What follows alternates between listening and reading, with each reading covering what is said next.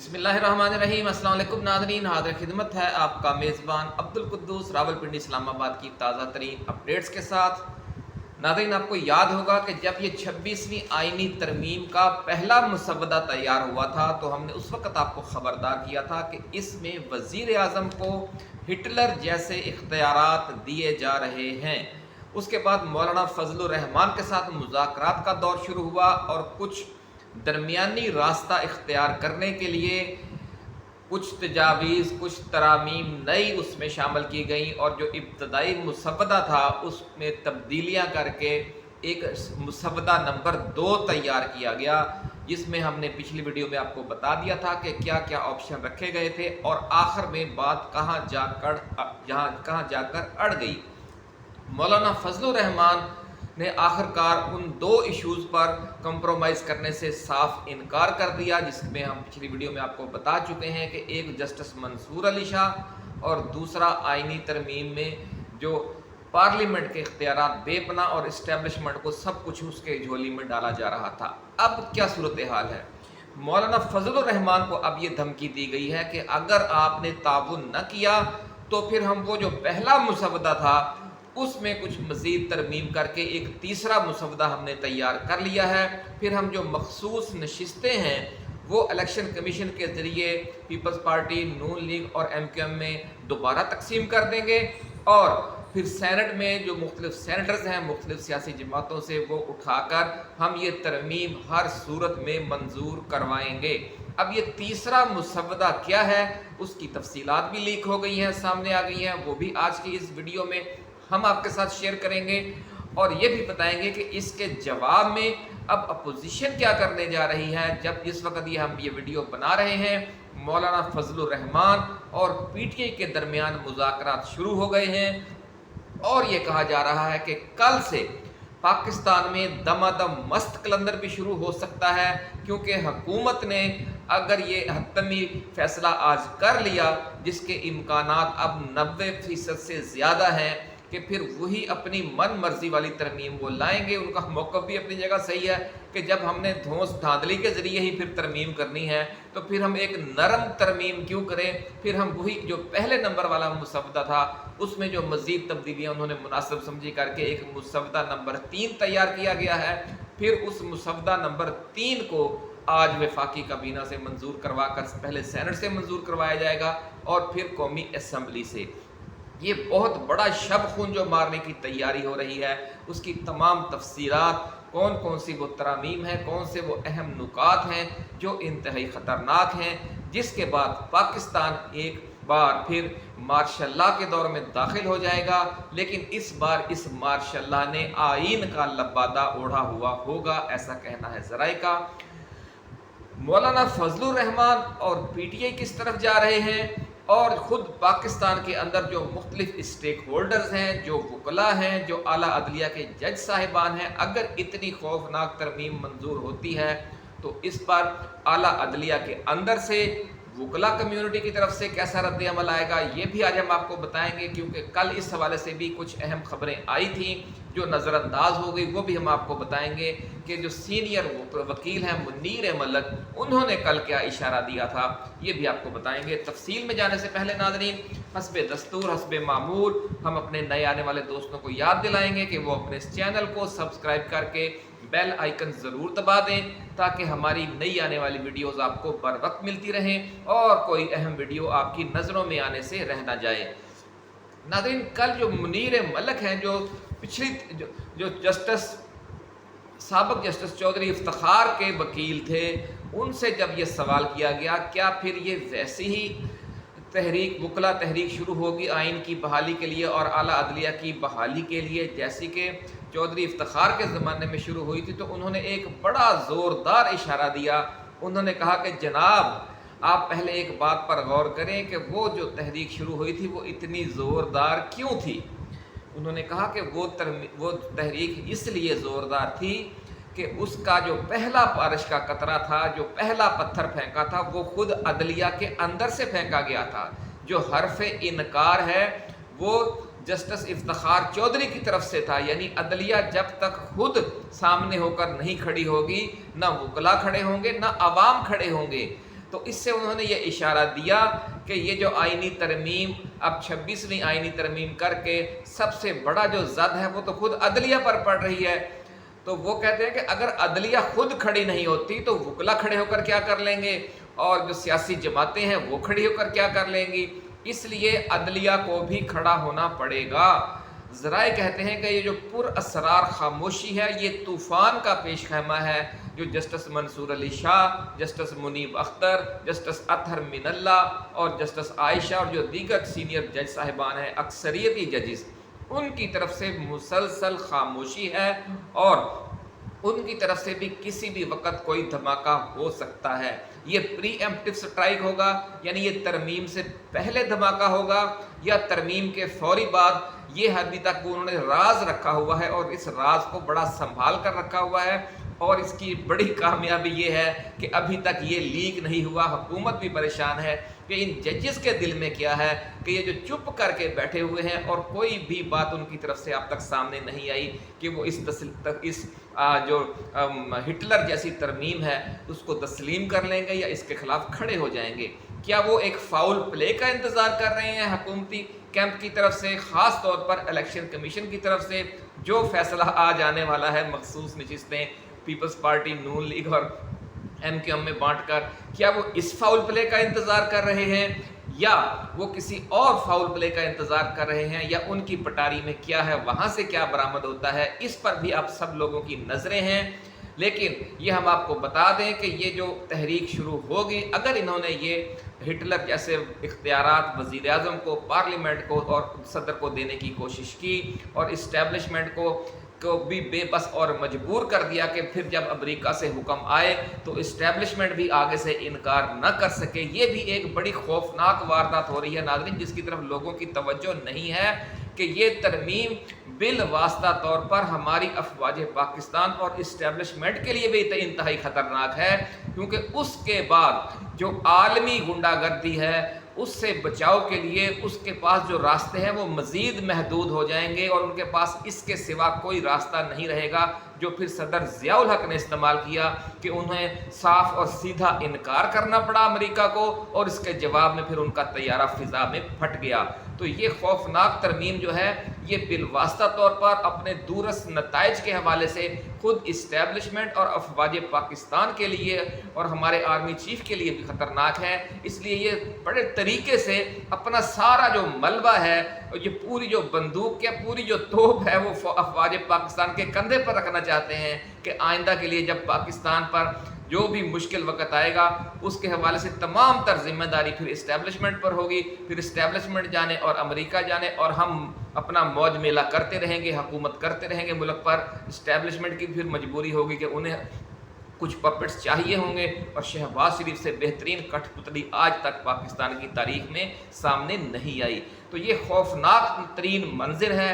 اس میں پاکستان کو بھی بچانا ہے, افواج پاکستان کو بھی بچانا ہے, موجودہ آئین کو بھی بچانا ہے, اور ملک کے عوام کو بھی بچانا ہے, عمران خان کو بھی بچانا ہے اس وقت, اور جسٹس منصور علی شاہ اور اعلیٰ عدلیہ کو بھی بچانا ہے. اس لیے یہ بہت بڑی ایک قربانی کی طرف جا رہا ہے معاملہ کہ جس میں عوام کو, عدلیہ کو, وکلا کو, سیاسی جماعتوں کو, کارکنوں کو اور ہر شعبہ زندگی سے تعلق رکھنے والوں کو بڑی بڑی قربانیاں دینا پڑ سکتی ہیں. تو اب ناظرین ہم وہ پٹاری آپ کے سامنے کھول رہے ہیں جس آئینی ترمیم کو اب یہ تیسرے مسودے کے نام پر مسلط کرنے جا رہے ہیں. یہ جو تیسرا مسودہ ہے ناظرین, اس کے بارے میں یہ کہا جا رہا ہے کہ اس میں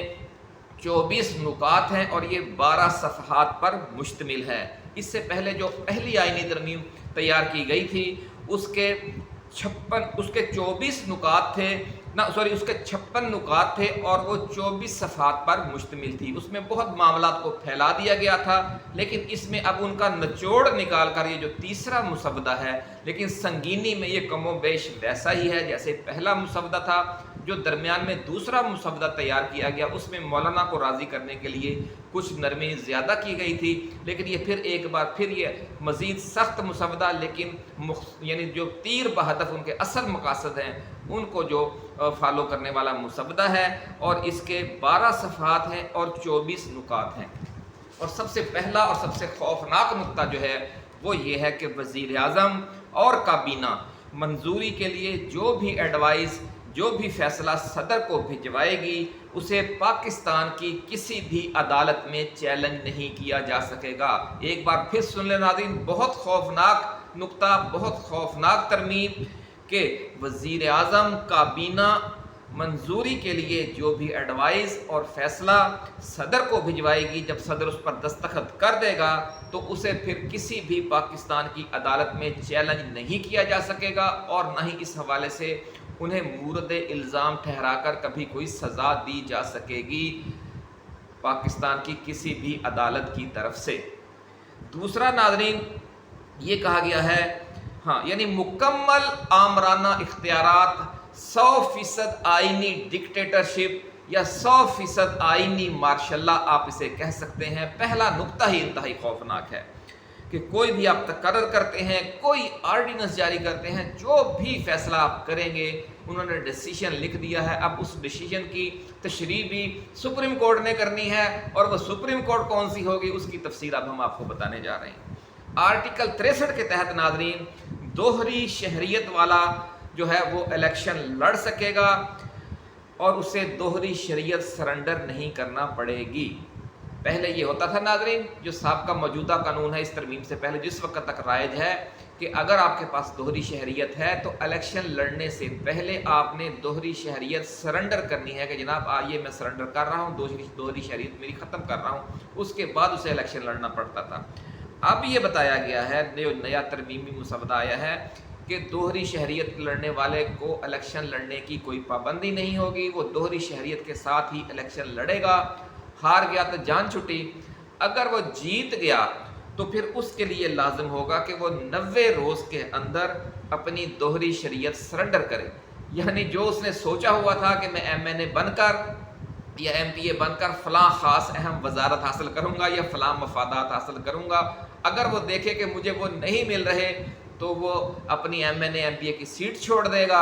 یا سینیٹر کی سیٹ چھوڑ دے گا۔ اگر اس کو اس کے منصوبے کے مطابق جو بیرون ملک سے اس کے رابطے ہوں گے، جس کی وجہ سے وہ یہاں آ کر الیکشن لڑ رہا ہوگا، عالمی طاقتیں اسے کسی اہم منصب پر فائز کروا دیتی ہیں، تو وہ دوہری شہریت جو ہے وہ ختم کر دے گا، اور جن کے وہ پے رول پہ ہوگا اور پھر ان کے مفادات کے مطابق وہ کام کرتا رہے گا۔ دوسرا یعنی یہ بڑی خوفناک تجویز 63A فلور کراسنگ لوٹاکریسی، اسے بھی مزید ڈیٹیل کے ساتھ آئینی تحفظ دے دیا گیا ہے کہ وہ ووٹ جو ہے وہ اس کا ہر صورت میں گنا جائے گا اور کوئی عدالت اس ووٹ کو ختم نہیں کر سکے گی، یعنی نہ پہلے اور نہ ووٹ کاسٹ ہونے کے بعد اگر کوئی کیس دائر کیا جاتا ہے پھر بھی عدالت کے پاس اس ووٹ کو ختم کرنے کا کوئی اختیار نہیں ہوگا۔ جوڈیشل کمیشن آف پاکستان جو ناظرین جو ہے وہ پارلیمنٹس میں، اس میں پارلیمنٹ سے مزید 4 ارکان ڈال دیے گئے ہیں، یعنی ایک اپوزیشن سے ہوگا، ایک اور دوسرا حکومت سے ہوگا قومی اسمبلی میں، ایک اپوزیشن سے ہوگا اور دوسرا حکومت سے سینٹ میں۔ اگر قومی اسمبلی موجود نہیں ہے تو 2 رکن اپوزیشن سے ہوں گے پارلیمنٹ میں اور 2 رکن ہوں گے دو رکن سینٹ سے ہوں گے حکومتی بینچوں کے اور 2 رکن سینٹ سے ہوں گے اپوزیشن بینچوں کے۔ اور اپوزیشن بینچوں کو آپ کو پتہ ہی ہے کہ بعض اوقات یہ گیم بھی کر لیتے ہیں کہ جو اپوزیشن ہوتی ہے، جو اپوزیشن لیڈر ہوتا ہے وہ بھی ان کا اپنا ہی ہوتا ہے، کیونکہ جس طرح PTI کو انہوں نے غیر قانونی قرار دے دیا اس عام انتخابات سے پہلے، جو جہانگیر ترین وغیرہ کے لوگوں کی ایک اپوزیشن جماعت بنائی گئی تھی وہ بھی ان کی اپنی ہی تھی، تو یعنی 100% اکثریت جو ہے انہوں نے جوڈیشل کمیشن میں اپنی ڈال لی ہے۔ اور یوں بھی انہوں نے کر دیا کہ جو موجودہ جوڈیشل کمیشن تھا اس میں جو ججز کی اور وکلا کی تنظیموں کی جو نمائندگی تھی وہ حکومت سے کچھ بہتر تھی، لیکن اب کیا ہوگا کہ جب 4 MNA اور سینیٹر مزید اس میں آ جائیں گے تو جو ان کی عددی اکثریت ہے وکلا کی اور عدلیہ کی وہ مزید کم ہو جائے گی، اور جوڈیشل کمیشن تو اس وقت بھی حکومت کا کٹھ پتلی ہے لیکن اس میں پھر مزید اکثریت ان کی ہو جائے گی، تو اس سے آپ اندازہ لگا سکتے ہیں کہ یہ کیا کرنے جا رہے ہیں۔ اب یہ جو جوڈیشل کمیشن ہے جس میں انہوں نے اپنی اکثریت مزید یقینی بنا لی ہے، مزید اس میں گارنٹی حاصل کر لی ہے کہ وہ اب کسی بھی صورت میں اپوزیشن اس میں مداخلت نہیں کر سکے گی، یعنی اس پر قابو نہیں پا سکے گی، کیونکہ وہ مکمل طور پر اس میں انہوں نے گارنٹی کر لی ہے کہ وہ اس میں اکثریت حکومت کی ہی ہوگی۔ تو اس کے بعد اس کے اختیارات کیا دیے گئے ہیں وہ سن لیں۔ اب حکومت اور پارلیمنٹ کی مرضی کے ججز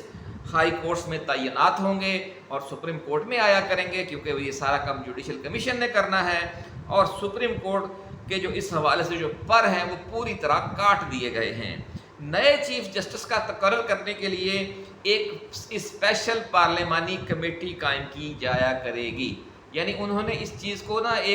اس پہ ایک لبادہ اوڑھنے کے لیے جمہوریت کا، یعنی کام پھر یہ حکومت نے ہی کرنا ہے، لیکن یہ بظاہر یوں نظر آئے گا کہ یہ جناب پارلیمنٹ تقرر کر رہی ہے اس چیف جسٹس کا، چیف جسٹس آف پاکستان کا۔ یہ واردات کیسے ڈالی جائے گی؟ وہ یہ ہوگا کہ سپریم کورٹ سے کے جو 3 سینئر موسٹ جج صاحبان ہیں ان میں سے کسی ایک کا بطور چیف جسٹس آف پاکستان تقرر کیا جائے گا۔ یہ جو کون یہ تقرر کرے گا؟ یہ 8 ارکان قومی اسمبلی سے ہوں گے اور 4 ارکان سینٹ سے ہوں گے، لیکن یہ ارکان اس طرح نہیں ہوگا کہ اگر 8 ارکان قومی اسمبلی سے ہیں یعنی 4 اپوزیشن سے ہوں گے اور 4 حکومت سے، اور اگر 4 سینٹ کے ارکان ہیں تو 2 اپوزیشن سے ہوں گے 2 حکومت سے، ایسے نہیں۔ اس کی فارمیشن کیا ہے؟ اس کی فارمیشن میں ہی ساری واردات ہے کہ اس میں جو تناسب ہوگا اس میں نمائندگی کا 8 سیٹوں میں اور 4 سیٹوں میں، وہ جس طرح ریزرو سیٹیں دی جاتی ہیں کہ جس جماعت کی قومی اسمبلی میں یا سینٹ میں جتنی اکثریت ہوگی اسی تناسب سے ان کے ارکان ان 8 ارکان میں شامل ہوں گے، یعنی ہر سیاسی جماعت کی اکثریت کے تناسب سے یہ پارلیمانی کمیٹی تشکیل دی جائے گی، اور یہ جو مخصوص نشستوں کا جس طرح انہوں نے واردات ڈالی ہے کہ اس کے تناسب سے وہ کس طرح سیٹیں دی جا رہی ہیں، وہ کھا گئے ہیں پی ٹی آئی کی سیٹیں بڑے ٹیکنیکل قانونی نکات بنا کر، تو لا محالہ یہی فارمولہ وہاں پہ ہی اپنایا جائے گا، اور جو اپوزیشن کی نشستیں ہوا کریں گی اس پارلیمانی کمیٹی میں 12 رکنی پارلیمانی کمیٹی میں، وہ بہت کم ہوں گی یا نہ ہونے کے برابر ہوں گی۔ اگر انہیں مل بھی جائیں ناظرین کسی بھی اپوزیشن کو، تو یہ تو طے ہے نا کہ ہر حکومت کی قومی اسمبلی میں اور سینٹ میں اکثریت ہوتی ہے، اگر اس کی اکثریت نہ ہو تو اس کی حکومت ہی قائم نہیں رہ سکتی، نہ وہ بجٹ پاس کروا سکتی ہے۔ تو لا محالہ یہ جو 8 ارکان قومی اسمبلی سے ہوں گے اس اسپیشل کمیٹی میں جس نے چیف جسٹس آف پاکستان کا تقرر کرنا ہے، اس میں حکومت کے لوگ زیادہ ہوں گے۔ اس طرح سینٹ کے جو 4 ارکان ہیں اس میں بھی حکومت کے لوگ زیادہ ہوں گے۔ جب یہ حکومت کے لوگ اس میں زیادہ ہوں گے تو وہ فیصلہ کرے گی کہ نیا چیف جسٹس کون ہوگا۔ اس وقت بھی آپ اندازہ لگا لیں کہ یہ دونوں اگر 8 وہاں سے لیں گے ایم این اے اور 4 سینیٹر لیں گے، یہ 12 رکنی کمیٹی میں حکومت کے کم از کم جو صورتحال بنی ہوئی ہے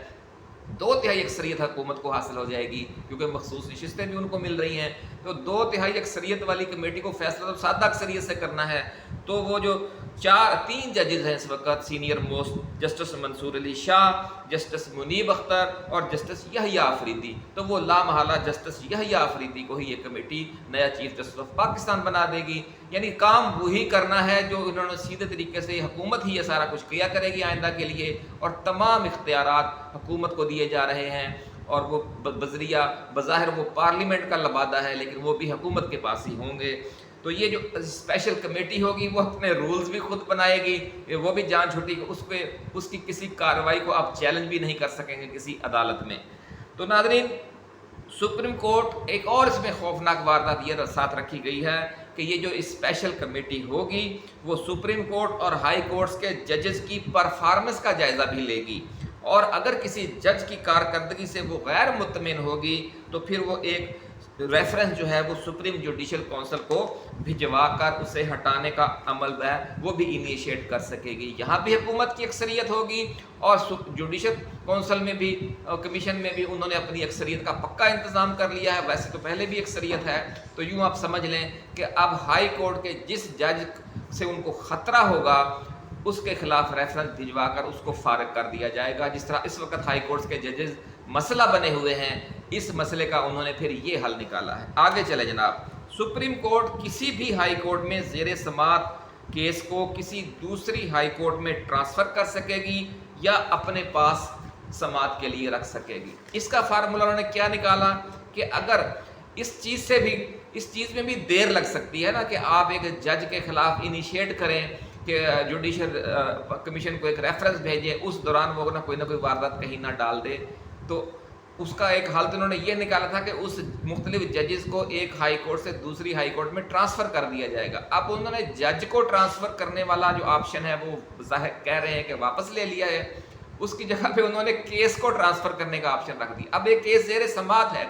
आज उसका फैसला आना है, वो एक दिन पहले भी सुप्रीम कोर्ट से ये आर्डर आ जाएगा कि ये केस जो लाहौर हाई कोर्ट में ज़ेर समात है हम इसे बलूचिस्तान हाई कोर्ट भेज रहे हैं, या इस्लामाबाद हाई कोर्ट में ज़ेर समात है इसे हम सिंध हाई कोर्ट भेज रहे हैं, या इसे हम अपने पास ला रहे हैं। या अगर कोई केस नहीं लग रहा, उसको अदलिया ने किसी वजह से रोक रखा है उसकी समात को, तो उसको भी वो अपने पास बुला सकेगी उस केस की समात को, या फिर उसे किसी दूसरी हाई कोर्ट में भेज सकेगी सुप्रीम कोर्ट। यानी हर तरीके से उन्हें घेर लिया गया है। उन्हें जिस तरह ने कठपुतलियों को नचाया जाता है, इस तरह कठपुतलियां बना दिया गया है सुप्रीम कोर्ट और हाई कोर्ट्स के जज साहिबान को। और जिस तरह हम कहते थे कि इनका लेवल सेशन कोर्ट और सिविल कोर्ट जैसा हो जाएगा, वो मंजर आपको साफ नज़र आ रहा होगा। तो नाजरीन, सुप्रीम कोर्ट में जो आइनी डिवीजन या आइनी डिवीजनल बेंच बनाया जाएगा या आइनी डिवीजन तश्कील दिया जाएगा, वो कैसे बनेगा? उसमें जुडिशल कमीशन ऑफ पाकिस्तान को तमाम इख्तियार दे दिए गए हैं, ना उसमें chief justice of Pakistan, chief justice of supreme court को इख्तियार कोई होगा, ना उनकी जो प्रैक्टिस एंड प्रोसीजर कमेटी जो बेंच बनाने का इख्तियार जिसके पास है, ना उसके पास कोई इख्तियार होगा। जो आइनी दरखास्तें होंगी या सियासी दरखास्तें होंगी, उन सब में जो फैसला करने के लिए जो सुप्रीम कोर्ट का बेंच तश्कील पाएगा, डिवीजन बेंच 3 रुकनी होगा, 5 रुकनी जितना भी, वो बनाएगा जुडिशल कमीशन। और जुडिशल कमीशन को इस बात का भी पाबंद नहीं किया गया कि वो जो सीनियर मोस्ट 3, 4 या 5 जजेस होंगे उनमें से बनाएगा। वो 25-20 रुकनी, जिस तरह पिछली वीडियो में आपको बता चुके हैं कि वो उनमें से होगा, और वो अपनी मर्जी से वो ये सारा कुछ करेंगे कि अपनी मर्जी का बेंच और अपनी मर्जी के फैसले। आर्टिकल 187 में नाज़रीन, जो सुप्रीम कोर्ट ने एक फैसले में पिछले दिनों बताया मखसूस नशिस्तों वालों में कि उन्हें मुकम्मल इंसाफ देने का आईन पाकिस्तान ने इख्तियार दिया हुआ है, कंप्लीट जस्टिस वाला, इसे भी अब उन्होंने करटेल कर दिया है। इसमें भी वो तरमीम ला रहे हैं, और वो ये होगा कि अब एक जो सुप्रीम कोर्ट है वो जो ज़ेर समात मुकदमा है जिस कानून के तहत आता है, वो उससे आगे बढ़कर इंसाफ नहीं दे सकेगी। यानी अब कंप्लीट जस्टिस का इख्तियार भी उससे छीन लिया गया है इस तरमीम के तहत। आर्टिकल 194(3) में जो पिटीशन आएगी, उसमें भी अब ये कह दिया गया है कि जो पिटीशन जिस कानून के तहत आई है, आप बाउंड है कि आप उसके अंदर रहकर फैसला दें। जो उसमें रिलीफ मांगा गया है, आप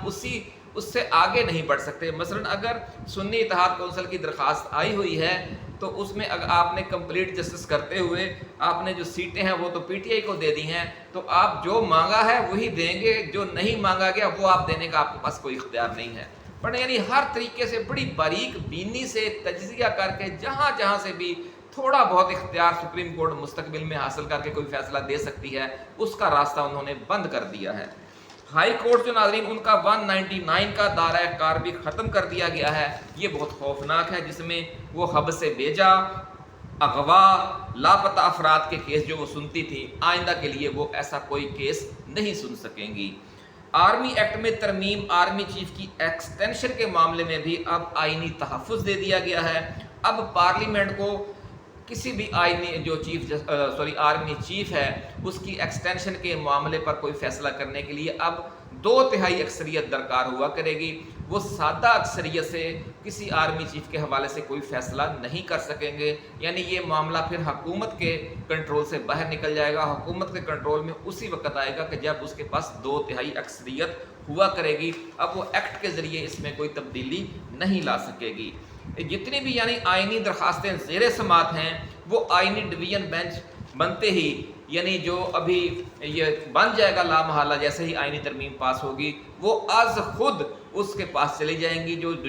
जुडिशल कमीशन यानी जो हुकूमत एक बेंच बनाएगी, तमाम आइनी दरखास्तें या सियासी मामलात خود حکومت کی بنائے ہوئے بینچ کے سامنے از خود پہنچ جائیں گے. یہ بھی اس آئینی ترمیم میں لکھا ہے. جو مزید تفصیلات ہوں گی وہ ہم آپ کے لیے لے کر جلد حاضر ہوں گے. اپنا خیال رکھیے گا. اللہ حافظ. پاکستان زندہ باد.